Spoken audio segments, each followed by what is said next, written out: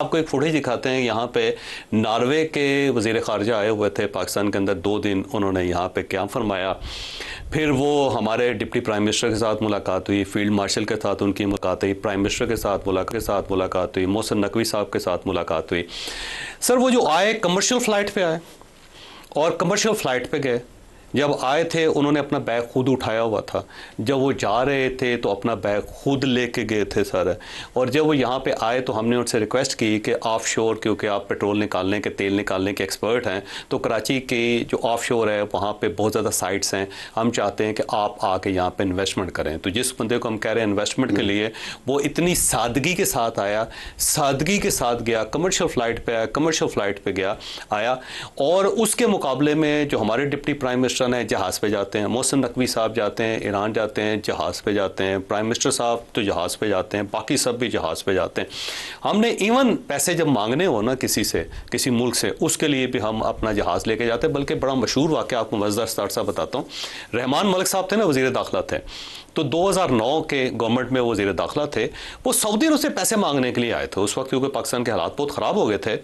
तो वहाँ पे किंग अब्दुल्ला के साथ उनकी मुलाकात हुई और जब इन्होंने बात की ना, अब्दुल्ला नाराज़ हो गया। उसने कहा कि आप हमसे इमदाद मांगे और जहाज़ लेके आए। भाई आप मुझसे कह देते मैं अपना जहाज़ भेज देता, आपके हालात ये हैं और यहाँ पे आके आप मुझसे बात कर रहे हैं। उसने इतना डांटा कि रहमान मलिक साहब वहाँ जो तो एम्बेसडर थे ना, उन्होंने मुझे खुद बताया कि ऐसा लगता था कि ज़मीन फटे और हम उसके अंदर जज़ब हो जाए।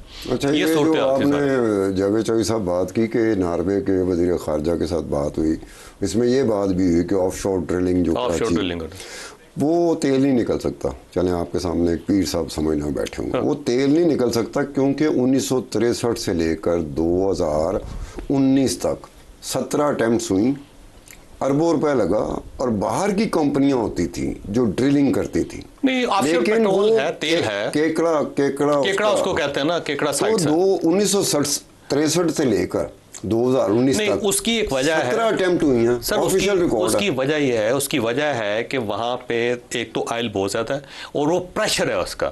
इसको ड्रिल करने की कंपनियां सिर्फ 3 मुल्कों के पास है, एक चाइना के पास, एक अमेरिका के पास, एक नॉर्वे के पास। जो अमेरिका की कंपनियां भी बीच में रही हैं, वो क्यों नाकाम हो जाती? अब जाके तुर्कश कुछ को इन्वॉल्व कर रहे हैं, जो एक कंसोर्शियम बना रहे हैं और बना के अब ये तेल निकलने लगा है। तेल बहुत ज़्यादा है, लेकिन उसका प्रॉब्लम ये है कि उसका प्रेशर इतना ज्यादा है। अब आप ये कह रहे हैं हैंडल नहीं करेंगे ना, वो नहीं होगा। पहले हम जो लास्ट अटेम्प्ट थी ना, 15 अरब रुपए का, इसको इन्वेस्टमेंट को करते हैं जब हम मिनरल्स की तरफ जाते हैं, तेल की तरफ जाते हैं, गैस की तरफ जाते हैं, ड्रिलिंग की तरफ जाते हैं, ऑफशोर ड्रिलिंग की तरफ जाते हैं। इसको संक इन्वेस्टमेंट कहा जाता है कि दुनिया भर की जो कंपनीज होती है, जो वो पैसा लगा रही होती है, लगाती फिर निकलता है, फिर वही निकलेगा। हो सकता है कुछ भी ना हो, लेकिन नहीं सर, ये वहां ड्रिलिंग होती है जहां तेल होता है सर। अब तो क्योंकि 17 ड्रिलिंग हुई है, 17 ड्रिलिंग में हम नाकाम रहे हैं। लाइट से पता लग जाता है कि कहाँ तेल है, वहीं पर ड्रिल करते हैं। तो ये 17 अटेम्प्ट्स हुई हैं जिसमें दुनिया की बड़ी कंपनी आई है। अगेन वही वजह है कि वहां पे तेल का प्रेशर इतना ज्यादा है कि रिस्क नहीं ले सकते। सिर्फ वो ड्रिल कर सर नहीं पता लगा, जब तक वो वहां पे ड्रिल करते हैं उसको पता चलता है कि ये ज्यादा खौफनाक है। आपको पता है कि जो ब्रिटिश पेट्रोलियम थी ना, उसकी एक साइड थी ऑफशोर और उसके ऊपर एक मरतबा एक ब्लास्ट हो गया था और $100 बिलियन लगा था समुद्र को साफ करने के लिए। ब्रिटिश पेट्रोलियम जो थी बैंकक्रप्ट हो गई थी, क्योंकि ये इतनी सेंसिटिव होती है और अगर खुदा न खास्ता इसको अगर ये कंट्रोल नहीं कर पाते तो ये तो पूरा कराची बर्बाद कर देगा। अच्छा, ये बात आपकी एक और बात बता दूं, जो आखिरी अटेम्प्ट हुई थी 2019 में, जब वो फैसल वाडा साहब ने कहा था हमारे लाइन लग जाएगी। नहीं, हमारे जो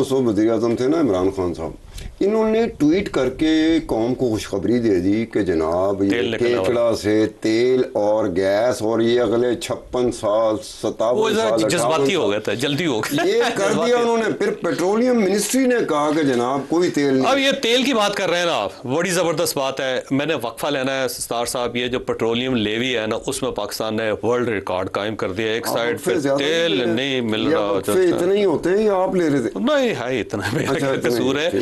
तो अब पेट्रोलियम लेवी पे हम बात करेंगे और आखिर में आपको एक पाकिस्तान की इन्वेंशन बताएंगे, बल्कि 2 इन्वेंशन एक ही दिन के अंदर चाइना ने एक ईजाद की है और एक दूसरी जो ईजाद है पाकिस्तान ने की है।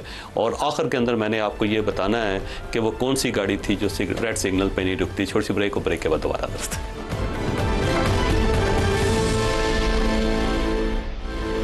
प्रोग्राम में दोबारा खुशामदीद। पाकिस्तान के अंदर हर चीज़ नीचे जा रही है, लेकिन एक चीज़ ऐसी है जिसने रिकॉर्ड ही कायम कर दिया।